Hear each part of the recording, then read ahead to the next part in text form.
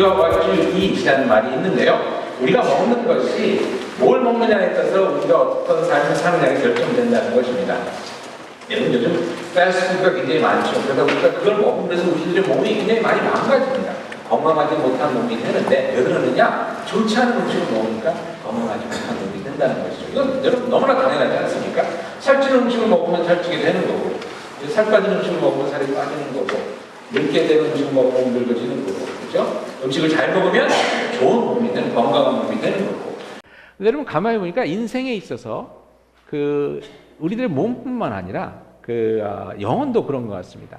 근데 그 몸은 잠깐 조금만 더 생각을 해보면요. 요즘 아이들이 굉장히 키가 크지 않습니까? 그럴 땐 제가 보면서 그래, 야, 니네 엄마 아빠는 작은데 너는 왜 이렇게 크냐? 그런데 이유를 살펴보니까 왜 그렇게 키가 크겠습니까? 아이들이 잘 먹어서 그렇습니다. 잘 먹어서. 우리들보다 잘 먹으니까. 그래서 어느 때는 아이들 보면서요. 참 어느 때는 제가 좀 그래요. 마음이 그렇더라고요. 쟤네들은 저렇게 잘 먹고 잘 사는데 우리는 그렇게 고생했나 뭐 이런 생각 드는데, 어쨌거나 유카탄에 가니까, 유카탄이 아니라 북한에 가면 거기 있는 사람들이 키가 작습니다. 왜 그렇겠습니까? 잘 먹어서 그렇습니다. 잘 먹는 게 중요한 것 같아요. 근데 영혼도 마찬가지입니다. 여러분, 저희들이 오늘 말씀은 뭐라고 되어 있습니까? 사람이 떡으로만, 육신을 위한 음식으로만 살 것이 아니라 하나님의 말씀으로 산다 그랬거든요. 우리들의 영혼이, 우리들의 마음이 무엇을 먹고 사느냐, 무엇을 받아들이고 사느냐에 따라서, 죄송합니다. 우리들의 영혼과 마음과 이런 것이 어떤 모습을 취하게 되느냐, 이게 확실히 달라진다는 것입니다. 이거 조금만 생각해보면 알 수 있는 일이 아니겠습니까? 맨날 포르노나 보고 이상한 거나 보고 그러면 우리들의 마음과 영혼이 어떻게 되겠습니까? 죽어갑니다. 그래서 좋은 것을 보면, 좋은 것을 듣고, 좋은 책을 읽고 그러면 저희들의 삶이 확실히 달라지겠죠. 여러분, 그렇기 때문에 이 하나님의 말씀 가운데 우리 하나님의 말씀을 듣는다는 것, 이것처럼 중요한 것이 없습니다. 얼마 전에 여러분들 그런 비디오를 아마 보셨을 텐데요. 저희 교회는 김창원 목사님께서 그걸 돌려주셔서 그 동영상을 많은 사람들이 봤는데, 그 MBC인가 KBS인가 공영방송에서 실험을 한 겁니다. 그 밥을 말이죠. 밥을 병 두 개에다 이렇게 넣어갖고서는 사무실에다 이렇게 갖다 놓고, 그 사무실에서 일하는 사람들한테, 회사에서 일하는 사람들한테 이런 부탁을 했죠. 이쪽 한쪽 병에는 욕을 해주십시오. 그냥 나쁜 말만 해주십시오. 그리고 다른 쪽 병에는 좋은 얘기만 해주십시오라고 부탁을 했더니 그것이 어떻게 됐습니까? 한 달 뒤에 와서 보니까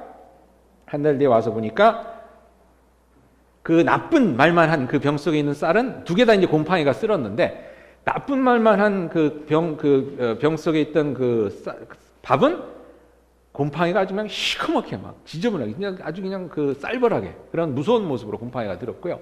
대신 좋은 말만 한 그 병 속에 들어있던 밥은 하얗게 곰팡이가 들었는데, 하얗게 곰팡이가 들은 그 모습이 이제 뭐 보통 예수 믿는 그런 방송이 아니라 그냥 보통 방송에서 한 건데도 그런 결과가 나왔는데, 거기서 말이 얼마나 중요한가에 대해서 이제 알려주기 위해서 그런 만든 다큐멘터리였습니다. 그러니까 저희들이 자녀들에게 좋은 말을 해야 된다는 것이 이제 그런 것에서 나온 것인데요. 뭐 조금만 생각해 보면 금방 알 수 있는 일이죠. 그러니까 여러분, 그렇게 생각해 볼 때 저희들이 이제 무슨 말을 들으면서 사느냐 하는 것이 여러분 참 너무나 중요합니다. 왜냐하면 그 말이 우리들의 삶을 결정하는 때가 많이 있습니다. 그러니까 세상의 얘기를 들으면서 살면 세상 사람처럼 사는 게 되는 거고, 하나님의 말씀을 듣고 살면 어떻게 됩니까? 하나님의 말씀대로 하나님의 자녀처럼 살게 되는 것이죠. 여러분, 그런 걸 경험하셨는지 모르지만 제가 오래전에 미국 교회에 있을 때 야인시대라는 비디오가 나와서 그때 본 적이 있습니다. 미국 교회에서 하니까 한국적인 것이 그리워서 비디오를 갖다 보는데 야인시대가 나오는데, 기억하시나요? 김두한 씨가 나와서 막 이렇게 신나게 싸우는 거. 한국의 액션물은 역시 한국의 깡패 영화가 최고인 것 같아요. 근데 그 드라마를 보면서 제가 제 아들이랑 그때 5살, 한임이가 5살인가 7살인가 했는데 그때 같이 봤습니다. 너도 한국적인 걸 좀 배워야 돼. 그러면서 비디오를 같이 봤는데, 지금 생각해 보니까 깡패가 싸우는 게 무슨 한국적인 것인지 잘 모르겠지만 아무튼 한국의 사나이는 저렇게 멋있다 그러면서 이제 보는데요. 그때 무슨 일이 있었냐면, 재미있었던 게, 아들이랑 아침에 일어나면 저희가 인사를 어떻게 하냐면, 잘 잤냐? 아버지 잘 주무셨어요? 끝먼 이렇게 하는 게 아니라 아들이랑 딱 아침에 만나면 어이! 이러면서 그렇게 인사를 하더라고요. 생각해 보니까 맨날 이걸 보니까 우리들의 인사도 그렇게 바뀌는 거 아니겠습니까? 그러니까 우리가 무엇을 보고 무엇을 읽고 무엇을 먹고 생각하느냐, 이것이 참 중요한 것 같습니다. 그래서 이 말씀 묵상이라는 것이 여러분 그래서 중요합니다. 다시 한번 여러분들 한번 따라해 주시기 바랍니다. 사람이 떡으로만 살지 않고 하나님의 말씀으로 삽니다. 하나님의 말씀이 우리 가운데 들어와야 제대로 살 수 있다는 것입니다. 그래서 오늘 하나님의 말씀을 우리들이 어떻게 섭취하면서 사는 것인가에 대해서 몇 가지를 나눠보기로 하겠는데요. 전에 말씀드렸지만 설교가 조금 강의식이 돼서 조금 재미없을 수도 있습니다. 여러분 이해하시고 들어주시면 감사하겠습니다. 하나님의 말씀을 섭취하는 데서 보니까 어느 때는요, 하나님의 진리가 저희들이 영, 육간 이런 게 다 연결되고 하나님께서 다 영도 만드시고 몸도 만드시고 그렇기 때문에 육신의 음식을 잘 섭취하는 방법이 또한 영의 음식을 잘 섭취하는 방법과 이렇게 연관이 돼 있더라고요. 그래서 육신의 음식을 어떻게 하면 잘 먹을 수 있는가를 살펴보면서 그래서 하나님의 말씀을 어떻게 우리가 섭취하는가에 한번 저희 연결을 지어서 한번 보도록 하겠습니다. 음식을 먹을 때 많이 되어지는 얘기가 뭐냐면 정기적으로 먹는 게 중요하다고 그러죠. 아침, 점심, 저녁 시간 맞춰서 먹는 게. 그래서 위가 안 좋던 분들이 군대 가서 위가 아주 좋아지는 그런 것들을 이제 보게 되는데요. 말씀도 마찬가지입니다. 정기적으로 보실 수 있는 것이 중요합니다. 그래서 여러분들이 꼭 시간과 장소를 정해놓기를 제가 부탁드립니다. 시간과 장소. 어느 때는 목사님 유치원생도 아니고 뭐 시간과 장소를 정해놔야 됩니까? 그러는데 꼭 정해놓으시면 도움이 됩니다.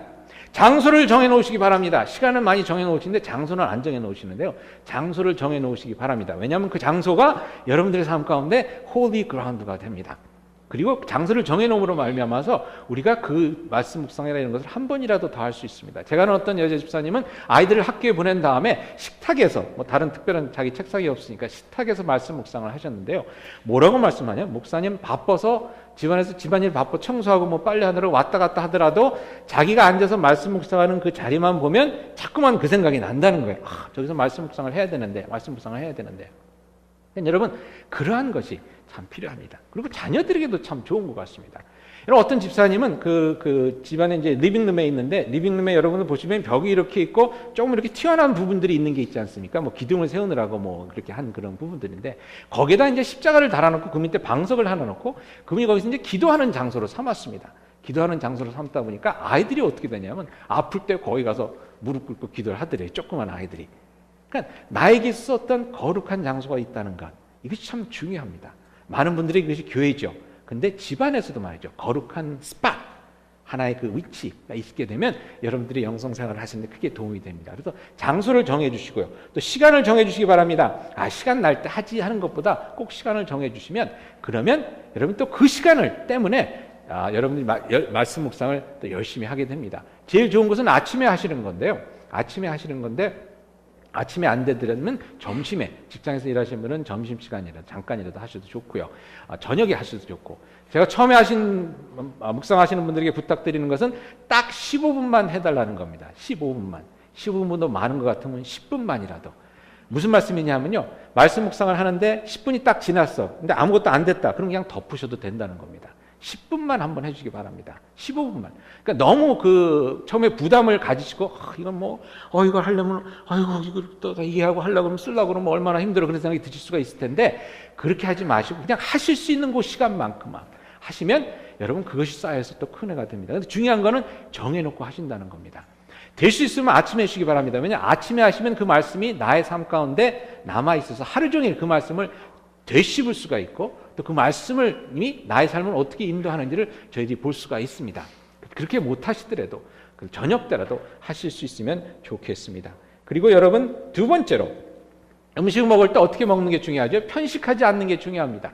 골고루 먹는 게 중요합니다. 그래서 여러분 묵상집을 사용해 주시기 바랍니다. 어떤 분들은 말씀 묵상할 때 어떻게 하시냐면 이렇게 딱 정말 오늘은 무슨 말씀을 주시겠습니까? 딱 펴고 딱 찍는데 그러면 맨날 편데 맨날 찍는 데만 나옵니다. 그렇게 하지 마시고 묵상집을 하게 되면 처음부터 끝까지 3년이면 3년, 5년이면 5년 안에 이걸 한 번 다 볼 수가 있습니다. 근데 어느 때는 진짜 보기 힘들고 이해 안 되는 말씀을 봐야 될 때가 있습니다. 예를 들어서 역대상하 족보가 쭉 나오는 데라든지 여서서 뒤쪽에 가면 땅 이름만 쭉 나오는 부동산 하시는 분들은 좀 관심이 있을지 모르지만 그게 저희들은 관심이 안 가죠. 근데 그런 것들 레위기에 보면 무슨 쓸데없는 율법들이 쭉쭉 나오는 것들. 그렇지만 여러분 그것을 통해서도 하나님께서 의외로 여러분들에게 은혜를 주실 때가 있습니다.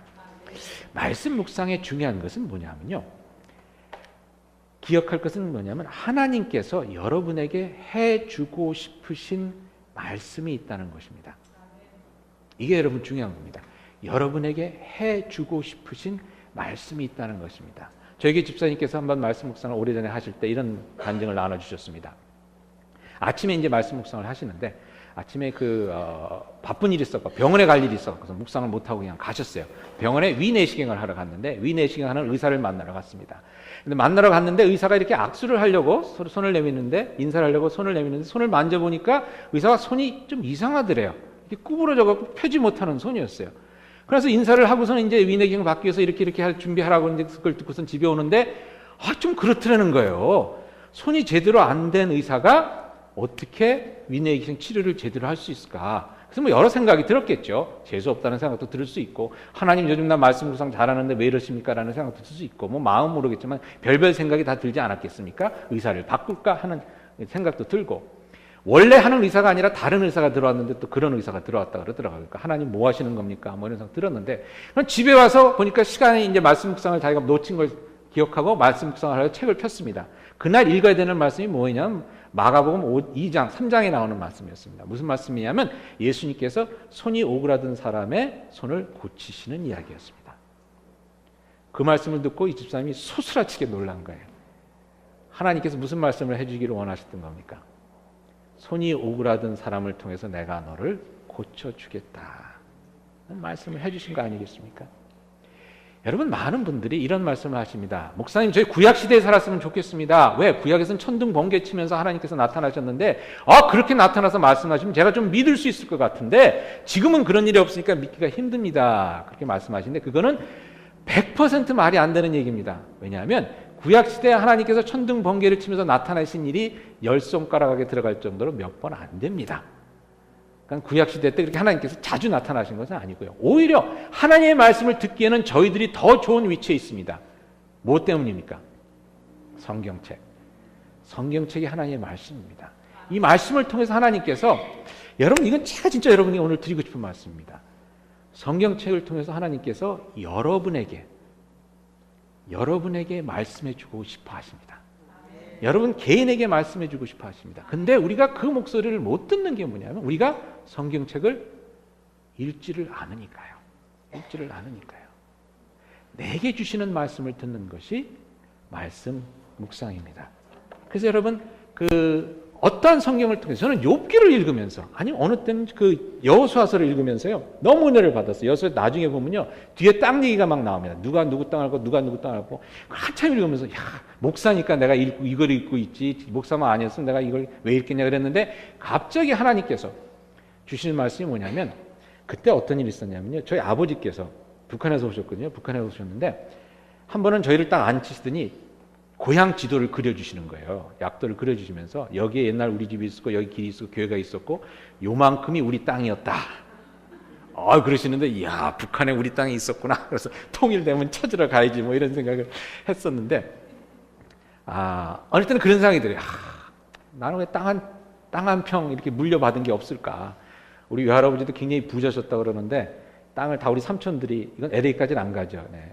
우리 삼촌들이 다 팔아먹고, 그래서 우리는 땅 한 평이 없대요. 땅 한 평이 없는 것에 대해서 실망하고 있는데, 여호수아서 읽다 보니까 어떤 생각이 들었냐면, 땅 얘기잖아요. 땅 얘기. 하나님께서 이 땅은 누구에게 주고, 이 땅은 누구에게 주고. 생각해보니까 하나님께서 우리에게 주실 땅을 천국에 마련해 놓으셨겠습니까? 안 마련해 놓으셨겠습니까? 마련해 놓으셨죠. 그러니까, 이게 너무 중요한 거예요. 천국에 가면 딱 김태준 요 땅, 여기 있을 거예요, 여러분. 근데 그게 없다 그러면 얼마나 참 실망되겠습니까? 그 땅 얘기, 그러니까 뭐 남의 땅 얘기지만 너무 신나서 읽게 되는 거예요. 그렇지. 이 땅 얘기 하나님께서 우리에게 땅을 주시겠구나. 그런 은혜를 하나님께서 주신다는 겁니다. 어느 때는 나랑 상관없는 말씀 같은데도 상관없는 말씀이 어디 있겠습니까?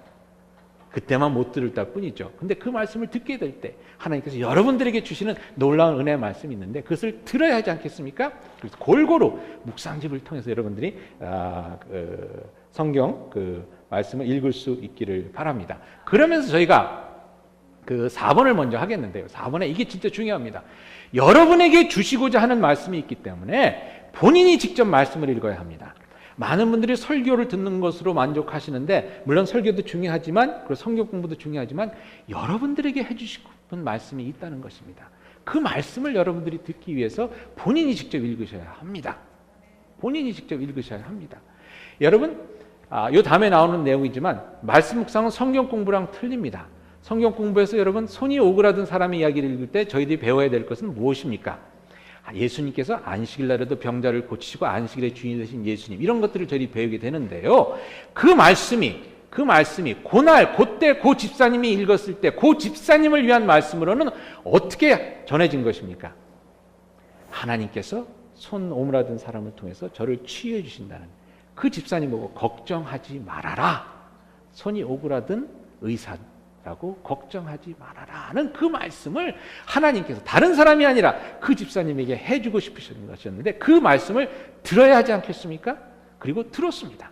근데 그러한 말씀을 하나님께서 여러분들에게 주시기를 원하신다는 것입니다. 그래서 말씀 묵상을 하실 때 꼭 기억해 주시기 바랍니다. 말씀 묵상을 하실 때 우리라는 말은 절대 쓰지 마시기 바랍니다. 우리라는 말은 절대 쓰지 마시고 꼭 쓰셔야 하는 말은 나라는 말입니다. 나에게 주시는 말씀이 무엇인가 하는 것입니다. 그래서 성경 공부를 많이 하신 분들이 말씀 묵상을 하실 때 굉장히 힘들어 하십니다. 우리란 말을 많이 쓰십니다. 예를 들어서 선한 사마리아인의 말씀을 묵상하실 때 우리가 참 예수님을 본받아서 열심히 다른 사람들을 섬겨야 되겠죠. 우리가 열심히 사랑해야 되겠죠. 우리 교회가 사랑하는 교회가 되어야 되겠습니다 라고 하시는데, 성경 공부에서는 100점일지 모르지만 말씀 묵상에서는 빵점입니다. 우리에게 주시는 말씀을 듣는 게 아닙니다. 우리 교회에게 주시는 말씀을 듣는 시간이 아닙니다. 그 15분은 누구에게 주시는 말씀이요? 나에게 주시는 말씀을 듣는 것입니다. 그럴 때는 그 말씀이, 어떤 분은 그러세요. 목사님, 그러다 보면 귀에 걸면 귀걸이, 코에 걸면 코걸이가 되지 않습니까? 라고 하시는데, 여러분 귀에 걸어야 되고 여러분 코에 걸어야 되는 말씀을 주시는 겁니다. 그러니까 코에 걸고 다니다가 나중에 귀에 걸어야 되겠다는 것을 깨달을 때가 있긴 하겠지만 여러분이 걸어줘야 되는 겁니다. 그러니까 우리라는 말씀을 절대 쓰지 마시고 나라는 말씀을 쓰실 수 있기를 바랍니다. 얼마 전에 시편 묵상을 하면서 제가 목회서신에 썼던 얘기인데요. 이런 얘기를 제가 나눴었죠. 교회를 이제 생각하면서, 시카고에 있는 교회나 세계 교회를 생각하면서, 저희 교단도 지금 계속 교인이 줄어가는 그런 가운데서 참 마음이 우울하더라고요. 우울한데 시편을 읽으면서 그런 말씀이 나왔습니다. 우는 자에게 하나님께서 응답하여 주신다라는 말씀을 읽었어요. 근데 그것이 저에게 너무나 위로가 됐습니다. 왜냐하면 내가 이렇게 힘들어하고 내가 이렇게 어려워하는 것, 이것을 하나님께서 보시고 응답해 주시겠구나. 내가 끊임없이 아파하고 끊임없이 애통해하고 그러는 건 하나님께서 역사해 주시겠다라는 그런 하나님께서 확신을 제게 주신 겁니다. 근데 여러분, 그 말씀을 가지고 말입니다. 우리 다 함께 웁시다 라고 해서는 안 된다는 겁니다. 누가 울어야 됩니까? 내가 울어야 되는 겁니다. 내가. 그 말씀을 받으시는 여러분들이 되시기를 바랍니다. 여러분, 인생을 살아가면서 힘들고 어려울 때가 너무나 많이 있습니다. 저도 보니까요, 제가 옛날에 출장을 나가면 저희 와이프가 꼭 이렇게 편지를 적어서 제 짐 속에 이렇게 몰래 넣어줬습니다. 그러면 당신 사랑해요, 잘 다녀오세요. 근데 그게 한 10년 전부터 안 써주던데, 근데 여행을 가게 되면 그걸 읽으면 너무 힘이 돼요. 그걸 읽으면 너무 힘이 됩니다. 여러분도 그런 적 있으셨죠? 힘들고 어려울 때 누가 손편지를 써줬을 때 그걸 읽고선 굉장히 감동이 되고 힘이 됐던 것. 근데 여러분, 그 편지를 말이죠, 읽지 않고 그냥 옷 속에, 벽장 속에, 책상 서랍 속에 그냥 두고 있다 그러면 얼마나 큰 손해입니까? 그 편지를 읽고 내가 힘을 얻을 수 있는데 그걸 읽지 못하면서 힘들고 어려운 가운데 그냥 살아간다면 말이죠. 근데 성경책이 그렇습니다. 성경책은요, 여러분, 우리에게 주시는 말씀뿐이 아니라 여러분 개인에게 주시는 말씀이 담겨져 있는 책입니다. 하나님께서 여러분에게 말씀해 주고 싶어서 힘들고 어렵게 살아가는, 눈물을 흘리며 살아가는 하나님의 자녀에게 그날 해주고 싶은 말씀이 있으셔서 그렇게 주신 말씀입니다. 저는 한번 묵상을 하는데 에스라서를 묵상을 하는데 거기 10장에 이런 말씀이 나옵니다. 이스라엘 사람들이 회개를 하다가 어렵고 죄를 많이 지어서 다시 한번 어렵고 힘든 일을 당하는데 에스라가 그것을 보고 통회를 합니다. 옷을 찢고 그렇게 통회를 하니까 이스라엘 백성들 중에 지도자들이 와서 에스라에게 이렇게 얘기를 합니다. 선지자님, 희망을 가지고 저희를 위해서 기도해 주십시오. 슬퍼만 하지 말고 저희 말씀을 가르쳐 주십시오. 그러면서 뭐라고 얘기를 하면 이스라엘에 아직까지 희망이 있습니다. 이스라엘에 아직까지 희망이 있습니다. 라는 얘기를 해줍니다. 근데 제가 그 말씀을 읽고서 그날 아침 그냥 엄청 울어버렸어요. 너무나 힘들고 어려운 가운데서 교회도 희망이 없는 거고 삶에도 희망이 없는 거고 여러분 그런 때가 있지 않습니까? 근데 하나님께서 제게 해주시는 말씀이 뭐냐면 아니다. 희망이 있다라는 말씀을 해주셨어요. 희망이 있다라는 말씀. 그 말씀을 하루 종일 생각하면서 일주일 내내 생각하면서 힘을 얻고 살아갈 수가 있었습니다. 아직도 그래 희망이 있다. 희망이 있다. 그런 진짜 희망이 보이더라고요. 근데 하나님께서 여러분들에게 그 말씀을 해주고 싶어 하십니다. 여러분들이 힘들고 어려울 때 희망이 있다. 여러분들이 내 인생에 왜 이렇게 손이 뒤틀리듯 이런 일들만 일어나냐 할 때 그것을 통해서 내가 역사해 준다라는 그 이야기를 여러분들에게 해주고 싶어 하십니다. 근데 우리가 그걸 듣지 못하고 있는 것입니다. 왜? 말씀을 읽지 않기 때문에. 그러니까 여러분 말씀 묵상을 통해서 여러분들에게 해주시는 그 음성을 들으실 수 있기를 바랍니다. 사랑의 음성이 은혜의 음성을 들으실 수 있기를 바랍니다. 그래서 여러분들이 꼭 나라는 주어를 써서 해주시고요. 아까 넘어갔는데 성경 공부가 아니기 때문에 짧은 구절이나 단어를 깊이 꼭꼭 씹어 생각해 보는 것입니다. 꼭꼭 씹어라는 말이 좋은 것 같은데요. 이런 음식을 어떻게 섭취해야 된다고 그러죠? 꼭꼭 씹어 먹어야 된다고 그러지 않습니까? 그러니까 이 말씀도 꼭꼭 씹어 드셔야 되는 겁니다. 이스라엘에 희망이 있나니 희망이란 말을 그냥 꼭꼭 씹는 겁니다. 하루 종일. 그러면 그 말씀 속에서 내게 진짜 주시는 하나님의 음성을 듣게 되는 것입니다. 그러니까 크게 넓게 보지 마시고요. 이게 17절이나 되네. 17절을 다 묵상하실 필요가 없습니다. 17절 되는 걸 쭉 읽으면서 그 가운데서 여러분들의 마음에 와닿는 거 하나님께서 여러분들의 시선을 멈추게 하시는 그 말씀, 그 단어를 가지고 꼭꼭 씹어 보시기 바랍니다. 그럴 때 하나님께서 여러분들에게 주시는 그 음성을 들을 수 있게 되리라 믿습니다. 그러니까 길게 하지 마시고 짧게, 그다음에 깊게 나가시는 겁니다. 성경 공부하시는 분들이 그걸 굉장히 힘들어 하시는데요. 조금만 한번 방법을 바꿔보시면 큰 은혜가 되리라 믿습니다. 그리고 또 한 가지는 제가 시골교회 있을 때 보니까 우리 할머니들이, 여성교회 할머니들이 음식을 하시는데 꼭 좋은 요리법을 서로 적어주더라고요. 그러면 그 레시피를 좀 줘? 그러면서 레시피를 받아오더라고요. 여러분, 적어 놓는 것이 중요합니다. 적는 것이 중요합니다. 왜 중요하냐면 첫 번째, 그냥 머리로만 생각하는 것과 적으면서 생각하는 것은 그 프로세스가 틀립니다. 프로세스가 틀립니다. 그냥 생각하면 잊어버릴 수 있지만 적으면서 하면 더욱더 깊게 생각을 할 수가 있습니다. 그리고 여러분 적을 때 그것이 남습니다. 내 묵상한 것이 남습니다. 성경에 제가 이번에 기록이란 말을, 한국말 성경에 기록이란 말이 몇 번이나 나오는지 찾아보니까요 324번이 나옵니다. 많이 나오죠. 이 말씀을 기록해라, 기록된 바, 기록된 대로, 기록한 대로 해서 기록이란 말이 324번이 나옵니다. 하나님께서 기록되는 것을 중요하게 여기셨던 거예요. 성경책이 우리에게 어떻게 주어졌습니까? 선지자들이 기록했기 때문이 아닙니까? 썼기 때문이 아닙니까? 기록할 때 하나님의 음성을 더욱더 정확하게 들을 수가 있습니다. 제가 아는 어떤 집사님이 묵상을 하시는데 마태복음을 가지고 묵상하시는데 마태복음 5장에 그런 말씀이 나오지 않습니까? 오리를 가라 하면 심리를 가지라는 말씀을 하시는데 그날따라 오리를 가자고 하는데 심리를 가는 말씀에 왜 그런지 모르지만 성령님께서 감동을 주신 거겠죠. 장모님이 생각나더라는 거예요. 장모님이. 왜냐하면 그렇게 오라 그러는데도 자기가 안 갔거든요.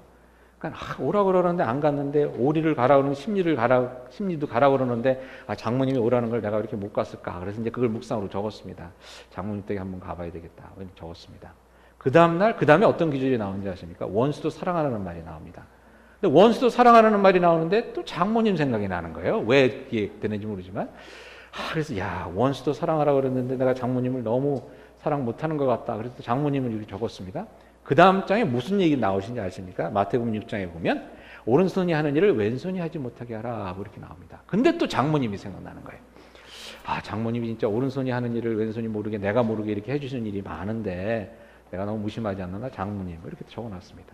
그러고 나서 보니까 3일 동안 무슨 얘기만 나온 거예요? 장모님. 그럼 하나님께서 그 집사님에게 해주시는 말씀이 뭡니까? 장모님에게 잘하라. 너무나 분명한 얘기죠. 이거는 너무나 분명한 얘기죠. 적어놓고 보면 보이는 게 있습니다. 한 달 동안 여러분들 부탁드리는데 한 달 동안 한번 이번에 말씀 묵상을 하시면서 한번 적어보시기 바랍니다. 적어놓은 다음에 한 달 동안 묵상하신 것을 한번 쭉 보시기 바랍니다. 보시다 보면 반복되는 단어나 반복되는 내용이 있습니다. 그것은 무엇입니까? 하나님께서 여러분들에게 말씀해 주고 계신 것입니다. 기록하는 것이 그래서 중요합니다. 저도 그 기록을 자주 하는 법인데 기록하는 것을 제가 설교한 거나 이런 것도 쭉 보다 보면 계속해서 거기서 나타나는 게 있습니다. 흐름이라는 게 있습니다. 흐름이라는 게. 저희들의 삶을 살면서 말입니다. 하나님께서 말씀을 통해서 저희들의 삶의 흐름을 만들어 가십니다. 만들어 가십니다. 강물이 흐르듯이. 그 흐름을 저희들이 따라가야 되는데 그 흐름이 아니라 다른 쪽으로 가다 보니까 어떻게 합니까? 황망한 황무지로 저희들이 들어서게 되는 것입니다. 하나님의 은혜의 강물은 여기로 지금 흐르고 있는데 그 흐름을 쫓아가는 것이 말씀 묵상을 통해서 기록할 때 그 흐름이 보이기 시작합니다. 그러니까 여러분들 단어 몇 개라도 말입니다.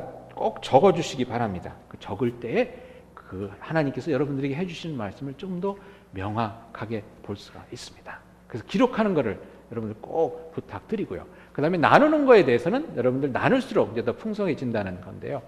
그 나눌 때 제가 기억나는 것이 뭐가 있냐면요. 제가 대학 목회 청소년이 아니라 대학생들 목회를 할 때 어떤 자매가 한 분 있었습니다.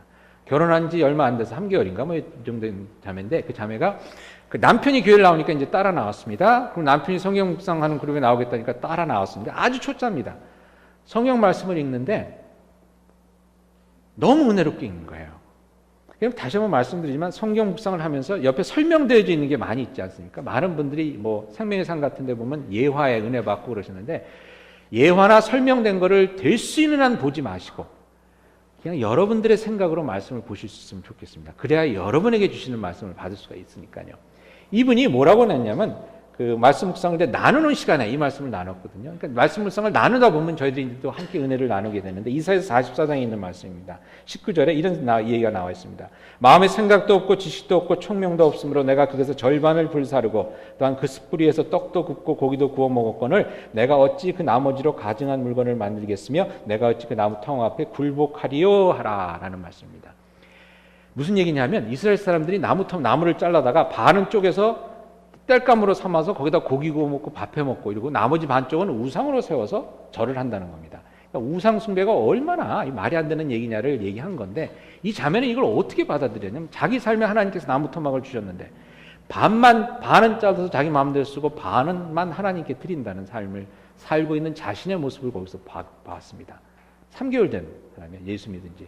그래서 그 말씀을 가지고 회개하면서 하나님께 온전히 모든 것을 다 드릴 수 있는 그런 삶이 될 수 있으면 좋겠습니다 라고 얘기를 하는데 너무 은혜를 받은 겁니다. 그래서 제가 10년이 지났는데 지금 기억하고 있는 거예요. 근데 그러한 말씀을 믿는 지 3개월 된 사람한테도 여러분 주십니다. 그러니까 나는 신학을 공부 못했기 때문에 이걸 모릅니다 라고 하실 것이 아니라 왜냐하면 신학 공부한 사람들에게 주시는 말씀이 아니라 다시 한번 말씀드리지만 여러분에게 주시는 말씀이 있기 때문에 그 말씀을 캐치해야 되지 않겠습니까? 그리고 그걸 나중에 나눌 수 있으면 더 은혜가 되는 것이겠죠. 그리고 이것이 중요합니다. 먹고 나서는 뭘 해야 되죠? 운동을 해야 됩니다. 마찬가지로 말씀을 읽고 나서 은혜를 받았으면 실천에 옮겨야 됩니다. 그래서 적용은 묵상의 꽃이라고 얘기합니다. 얼마 전에 지금이 종교개혁 500주년을 맞는 그런 해인데요. 그래서 한국의 유명한 홍정현 목사님이라는 분이 있습니다. 그분이 어느 뉴스랑 이제 그 인터뷰를 했는데 종교개혁에 대해서 말씀하시면 이렇게 말씀하셨습니다. 개혁은 생각이 바뀌는 것이 아니라 삶의 모습이 바뀌는 것입니다. 라고 말씀하셨습니다. 한국교회가 가지고 있는 문제는 뭐냐면 생각은 바뀌는데 이 삶의 모습이 바뀌지 않는다는 겁니다. 온전한 회개는 삶의 모습이 바뀌어져야 되지 않겠습니까? 그래서 여러분 삶의 모습으로 내려와서 바뀌어지는 그러한 말씀 묵상이 되기 위해서 또 무던히 노력해야 되는데 여러분에게 요걸 부탁드리겠습니다. 말씀 묵상을 하신 다음에 실천을 하실 때 요 세 가지를 기억해 주시기 바랍니다. 뭐냐면 실천은 개인적인 것이 돼야 되고요. 구체적인 것이 돼야 되고 또 가능한 것이 돼야 합니다. 다시 한번 말씀드립니다. 개인적인 것이 돼야 되고 구체적인 것이 돼야 되고 가능한 것이 돼야 됩니다. 여러분들이 받으실 오늘 소그룹 모임을 위해서 받으실 거기에 보면 묵상에 대한 설명이 나와 있는데 거기에 이제 그 내용이 또 나와 있습니다. 개인적인 것이 돼야 됩니다. 아까도 말씀드렸지 말씀 묵상하실 때는 어떤 주어를 쓰라고 그랬죠? 우리가 아닙니다. 그러니까 우리가 사랑해야지, 우리가 어떻게 해야지 하는 것은 올바른 적용이 좋은 적용이 아닙니다. 왜냐하면 그렇게 내가 아니니까 딴 사람이 하면 되겠지. 뭐 이러다가 그냥 없어질 수가 있거든요. 내가 할 수 있는 일이 무엇인지를 찾으셔야 됩니다. 이를 사랑해야 되겠다 그러면 내가 사랑할 수 있는 방법과 사람을 찾으셔야 됩니다. 여러분, 사랑해야 된다는 그런 묵상을 하신 다음에 나는 진짜 우리가 열심히 사랑해야 되겠습니다. 우리 교회가 열심히 사랑해야 되겠습니다. 라는 것은 아무 소용이 없습니다. 내가 시작하셔야 되고, 그 다음에 구체적으로 어떻게 사랑할 것인가를 명시해야 됩니다. 이제부터 열심히 저는 사랑하겠습니다. 라는 그 묵상은 별로 도움이 되지 않습니다. 누구를 어떻게 사랑할 것인가가 명시가 돼야 됩니다. 그렇지 않으면 그냥 또 잊어버리게 됩니다. 누구를, 옆집에 있는 할머니, 장모님, 아내, 아이를 누구를 사랑할 건지 이름을 적으시기 바랍니다. 그런 때는 아무개를, 오늘 설교를 길어서 우리 목사님이 미워졌는데 우리 목사님을 사랑하겠습니다. 어떻게 사랑하겠느냐? 사랑하겠다는 말을 하겠느냐? 파네라 기프트 카드를 사주겠느냐? 뭐 이렇게 어떻게 사랑할 건지를 명시를 해야지 사랑의 실천으로 옮겨지지 않겠습니까? 그리고 마지막으로 가능한 것을, 예를 들어서 우리 목사님을 위해서 제가 100일 새벽 철야 기도를 하겠습니다. 그 말을 누가 믿겠습니까? 가능하지 않은 얘기를 해서 괜히 힘들어하지 말고 가능한 얘기. 오늘 목사님 손 한번 따뜻하게 잡아주겠습니다. 작은 것부터 시작하는 겁니다. 근데 여러분, 작은 것이 삶을 바꾸기 시작합니다. 크게 생각하지만 이루어지지, 아무것도 되어지지 않은 생각이 세상을 바꾸는 것이 아니라 작은 몸짓이 세상을 바꾸는 것입니다. 그러니까 여러분, 작은 것부터, 가능한 것부터 시작하시기 바랍니다. 그리고 구체적으로, 그런데 그런 것이 쌓이면서 나의 삶이 바뀌어지는 것입니다. 이번에 참 마음 아픈 설교랑은 조금 안 맞는 건데 마음 아픈 동영상을 봤습니다. 뭐냐면 한국에 그 장애자 학교를 세우려고 하는데, 강서군가 어디에 장애자 학교를 세우려고 하는데, 그래서 공청회를 이렇게 여는데 그 장애자 학부모님들과 그 동네 사람들과 이제 그 마찰이 일어났습니다. 여기서는 세웠으면 좋겠다. 주민들은 세우면 안 된다. 근데 너무 안 된다고 반대가 심하니까 이 장애자 학부모님들이 무릎을 꿇고 이렇게 얘기를 하는 장면이 나오더라고요. 저희들한테는 욕을 하셔도 좋습니다. 침을 뱉어도 좋습니다. 그렇지만 우리 아이들에게만큼은 교육받을 수 있는 기회를 제공해 주시면 좋겠습니다. 근데 거기다가 쇼하지 마! 뭐 이러면서 막 이러더라고요. 근데 그것을 보고서 어떤 목사님이 그 페이스북에 이런 글을 올렸습니다. 그 주민들 중엔 분명히 권사님도 계실 거고 집사님도 계실 거고 그 지역의 교회들도 있을 텐데 왜 아무도 장애인들을 위한 그 말을 하지를 않는가? 우리가 지금 어떻게 믿는가? 이런 얘기를 하셨습니다. 제가 왜 얘기를 하냐면요, 아까 말씀드린 홍정길 목사님이 몇 년 전에 미랄 학교라고 장애인들을 위한 학교를 한국에서 그 교회에서 세우려고 하는데 엄청난 주민들의 반대에 부딪혔습니다. 그때 어느 교회 어떤 권사님은 반대를 하시면서 홍정길 목사님이 그걸 해야 되겠다고 하니까 홍정길 목사님 팔을 물어뜯은 경우가 있었습니다. 어느 권사님이. 그런 것이 아마 제가 오버랩 돼서 홍정길 목사님의 말씀이 더욱더 가슴에 와닿는 것 같습니다. 개혁은 생각이 바뀌는 것이 아니라 삶의 모습이 바뀌는 것이다. 사랑해야 된다, 사랑하겠습니다. 몸을 불사서 사랑하겠습니다. 우리가 아무리 묵상을 해도 바로 옆에 있는 힘들고 어려운 사람에게 손 한번 따뜻 잡아주는 행동이 없다 그러면 별 소용이 없다는 것이죠. 그러니까 작은 것부터, 구체적인 것, 그리고 가능한 것부터 여러분들이 해나가실 때 그 말씀이 여러분들의 삶을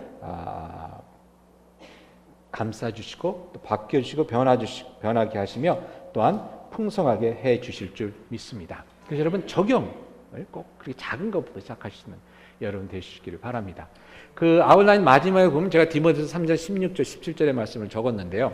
이 말씀을 저희 함께 또 기억했으면 좋겠습니다. 16절에 이렇게 되어 있습니다. 모든 성경은 하나님의 감동으로 된 것으로 교훈과 책망과 바르게 함과 의로 교육하기에 유익하니. 성경에 무엇이 나와 있냐면 우리가 어떻게 살아야 할지가 나와 있다는 것입니다. 여러분들에게 그런 경우 많이 있으죠. 하나님이 나에게 뭘 원하시는지 모르겠습니다. 하나님께서 나를 향해 가지고 계신 뜻이 무엇인지 모르겠습니다. 그럴 때 10중 8구 그런 분들은 성경책을 읽지 않으시는 분들이에요. 근데 말씀 묵상을 하다 보면 하나님께서 내게 주시는 말씀을 듣게 됩니다. 들려집니다. 그러면서 그 일을 감당할 수 있게 되죠. 그리고 그 다음이 중요합니다. 제가 목회를 하다 보니까 많은 분들이 어떻게 살아야 되는지는 아는데 그 힘이 없어서 능력이 없어서 안 되는 경우가 많이 있습니다. 지치고 연약해서. 그런 거 있죠. 마음은 원이로 되어 육신이 약해서 안 된다는 그런 것처럼 근데 17절에 이렇게 얘기합니다. 이는 하나님의 사랑으로 온전하게 하며 모든 선한 일을 행할 뭐를 주신다고요? 능력을 갖추게 하려 함이라. 능력을 갖추게 하려 함이라. 여러분들 그런 말씀 들으셨죠? 칭찬은 고래도 춤추게 한다. 좋은 말은 사람들에게 용기를 북돋아서 좋은 일을 할 수 있게 만든다는 것입니다. 하물며 하나님의 말씀은 우리들에게 얼마나 큰 힘과 능력을 주겠습니까? 근데 그 하나님의 말씀을 하나님께서 우리에게 주신다는 겁니다. 주시길 원하신다는 겁니다. 매일 우리에게 말씀해 주시기를 원하시는데 우리가 10분, 15분을 못 내서 그 말씀을 듣지 못하고 살고 있지는 않은지. 그래서 인생을 헛방향으로, 잘못된 방향으로, 그 인생을 진짜 감당해야 될 일을 감당하지 못하면서 그렇게 어렵게 살고 있지는 않은가 하는 것이 오늘 여러분들에게 제가 드리는 도전이요, 질문입니다. 하나님께서 여러분들에게 말씀해 주시기를 원하십니다. 왜냐하면 우리는 하나님의 말씀으로 살아가기 때문에, 말씀으로 어디로 가야 할지를 깨닫고 말씀의 능력으로 그 길을 갈 수 있기 때문에, 그러니까 여러분 이 기회에 꼭 한번 말씀 묵상을 한 달 정도 한번 꼭 실천해 보실 수 있기를 바랍니다. 오늘 스몰 그룹에 들어가시면 말씀 묵상을 어떻게 하느냐에 대해서 한번 연습을 한번 해보게 됩니다. 그리고 여러분들이 오늘 가지고 계신 책자를 가지고 일주일 동안 한번 해보시고, 제가 매일 저녁 때 그날 그 말씀 묵상을, 제가 한 말씀 묵상을 여러분들에게 카톡으로 보내드리겠습니다. 여러분들 한번 비교해 보시면서 요렇게 또 해도 되는구나 라는 것들을 보시면 조금 도움이 될까 해서 아침에는 보내드리려고 하는데 아침에 하면 또 그걸로 그냥 때우실까 봐 저녁 때 제가 보내드리겠습니다. 그리고 다음 주에는 저희들이 야고보서를 가지고 한 번 더 말씀 묵상을 하고요. 10월 달에는 저희들이 생명의 삶이라는 묵상집을 가지고 하겠습니다. 한국에서 묵상집 많이 쓰는 것이 두 가지가 있는데, 생명의 삶이라는 묵상집이 있고 매일 성경이라는 묵상집이 있습니다. 10월 달에는 생명의 삶이라는 묵상집을 가지고 묵상을 한번 해보고, 11월, 12월에는 매일 성경이라는 그 묵상집을 가지고 한번 해보겠습니다. 다 하실 수 있으면 여러분 해보시면서 새해가 됐을 때 내가 해보니까 생명의 삶이 좀 더 좋은 것 같다, 아니면 매일 성경이 좀 좋은 것 같다, 그럼 1월 달부터 그 묵상집을 가지고 또 매일매일 묵상을 하실 수 있는 그런 기회가 될 수 있으면 좋겠습니다. 그리고 마지막으로 여러분들 가운데, 목사님 저는 제가 제 자신을 너무 잘 아는데 하루만 하고 저는 못할 거예요, 그러니까 아예 시작을 안 하는 게 좋습니다. 아니면 저는 늘 작심 3일이에요 그러는 분들에게 부탁을 드립니다. 작심 3일도 뭐라 그랬죠? 10번 하면 30일이 되고, 10번을 못 하시더라도 3일만 하시고 아니면 하루만 하더라도 얼마나 소중한 것입니까? 때로는 여러분 한마디가 우리의 삶을 바꾸는 경우가 있습니다. 그 하루가 하나님께서 진정 여러분에게 들려주시고 싶은 그 말씀을 하시는 그날 그신지 또 누가 알겠습니까? 그리고 작은 것이 합쳐져서 큰 일을 이룹니다. 2017년도 하루 하셨고, 2018년도 하루 하시고, 2019년도 하루 하시면 벌써 인생의 며칠을 퀴트를 한 겁니까? 3일을 하신 겁니다. 없는 것보다는 훨씬 낫죠. 그런 작은 것들이 쌓여서 결국은 3일이 30일이 되고 3년이 되고 30년이 되는 그런 역사가 일어날 줄 믿습니다. 그러니까 단 한 번이라도, 뭐라고요? 단 한 번이라도 하실 수 있기를 바랍니다. 옆에 분들에게 이렇게 격려하십시다. 열심히 해봅시다 라고 격려해 주세요. 네. 같이 기도하시겠습니다. 위대한 일이 땅에